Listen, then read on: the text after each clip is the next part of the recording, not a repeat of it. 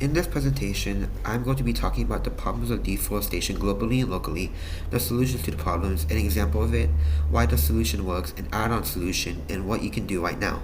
But before we get into the problem, we need to know the basics of deforestation. Now, deforestation is an infamous problem in the world, but in case you don't know, deforestation is the cutting of trees to satisfy human needs and necessities, as you can see in the picture. Although it sounds good for us, it provides negative reactions to the environment which can contribute to climate change, animal extinctions, and droughts. So why is deforestation a problem, and how badly is it affecting the environment? According to the Forest Declaration Assessment, a comprehensive and civil society to help reach forest goals, they say that the world has lost about 16 million acres of forests in 2022. And according to the Roundup.org, 42 million trees were cut down in 2023, which means that 3 trillion trees and 36% of forests remain on Earth. That is unbelievable. This can lead to many negative effects, which I previously stated in the last slide, but the forest that is most important to look at is the tropical and subtropical forests because they have the most life and biodiversity there.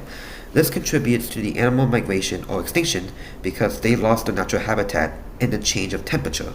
Look at this graph. It shows what we call the oxygen cycle.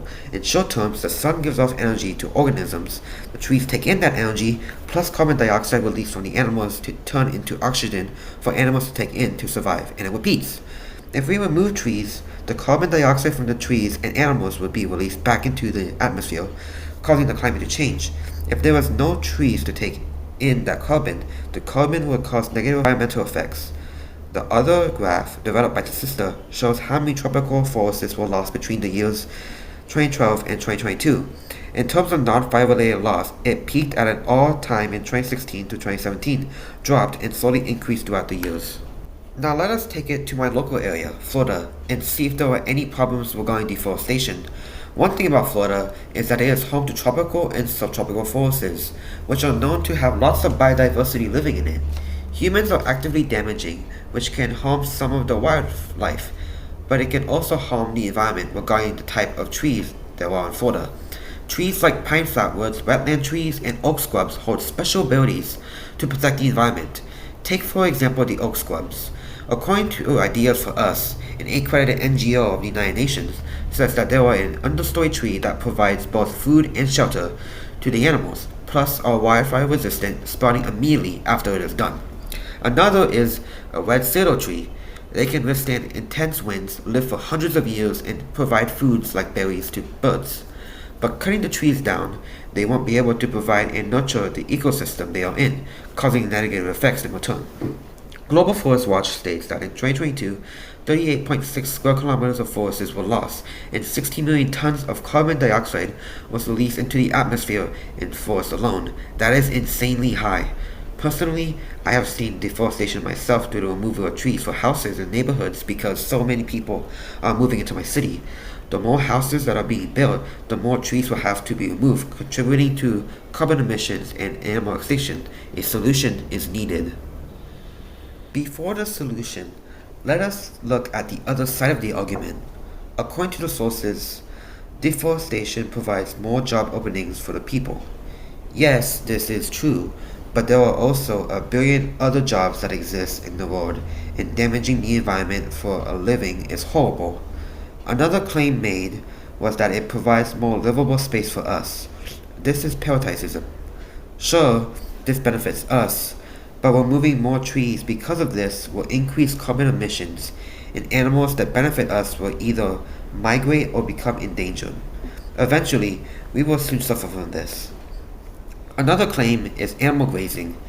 It states that we could discover more animals by cutting down more trees, but by cutting more trees, unknown animals will probably migrate somewhere else due to their habitat being lost, and animals that live there as well will also migrate.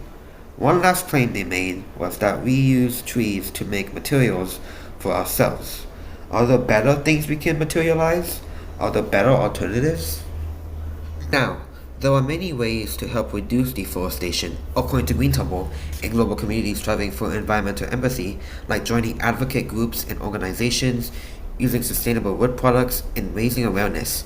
But one important solution stood out to me, which, if done professionally right, is reusing and recycling products. In short, by recycling wood and paper and using it for other materials, a tree doesn't have to be cut down to satisfy the need. But recycling other things like aluminum can also decrease the cutting of trees. According to DSWSA, backed up by a scientific journal article by Susie Lewis and Judith Rosales, it says that bauxite mining, used to create aluminum cans, can damage the terrain around it. Instead of them digging deep, they dig wide, so it's necessary that they remove the trees around them, and that is no good. By recycling aluminum or any product that comes from mining, you help reduce the number of trees being cut down. But not only does this help with decreasing trees, it is possible that it can also benefit us.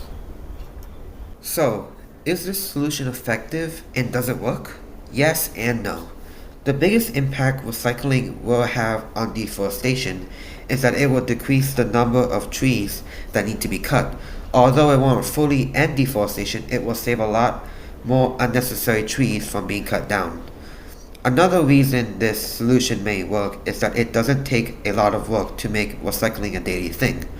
According to General Kymatics, in 2014, it takes about $20,000 to $30,000 in the first month to start a recycling business. Grants from the government can lower this price significantly, so it is possible for a city anywhere in the world to have a workable recycling business that everyone can get involved in. On the downside, some people won't put recyclable items in a recycling bin, which can ruin the whole process altogether. But by requesting and advertising recycling laws, it will decrease the number of people who will break this rule by a lot. An additional solution is needed though, and that is planting more trees.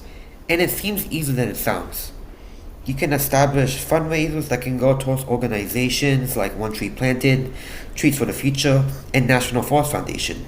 If you can't do that, try and gather your neighborhood or community to plant trees in places like schools, parks, sidewalks, side of the roads, or wherever there is open space. You can also plant trees around your yard, or just one, because every single tree counts to help stop carbon emissions from intensifying. To end it off, what can you do right now to help? You can recycle effectively and efficiently, knowing what to put in the bin and when the recycling trucks come. Also be mindful of what you throw in the garbage, because things like plastic bottles, paper, cardboard, and wood can be recycled.